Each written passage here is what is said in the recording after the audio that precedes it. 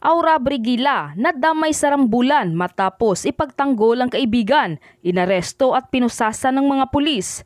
Narito ang buong detalye. Ngunit bago tayo magpatuloy, huwag kalimutang i-like, share, subscribe, and click the notification bell for more updates and for more upcoming videos. Maraming salamat!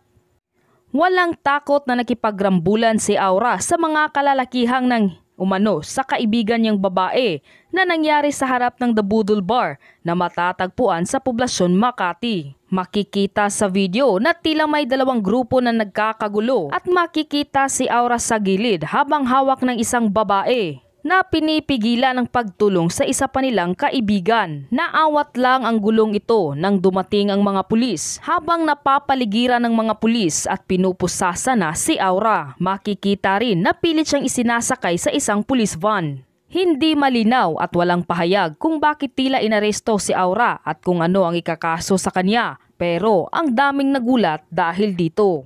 Ngunit ang nakakalungkot lang ay kung sino pa yung kanyang tinulungan at pinagtanggol ay siya ring nawala agad at iniwan sa ere si Aura.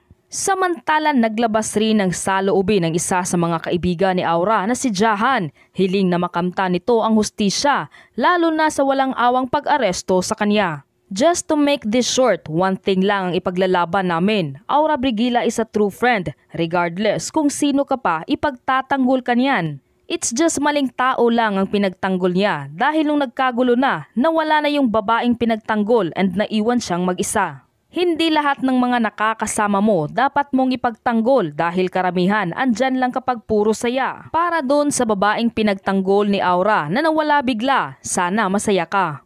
My friends, my family, yan ang kanyang latest post na ibinahagi ngayon sa kanyang social media. Connected siguro yung guys sa mga pulis dahil si Aura ang hinuli. Di ba dapat silang dalawa or pakinggan muna ng mga pulis ang mga rason or dahil sa gustong mamera ng mga pulis? Hindi alam ng mga pulis kung sino ang tama dyan kaya lahat ng involved sa gulo ay kasama sa pag-aresto.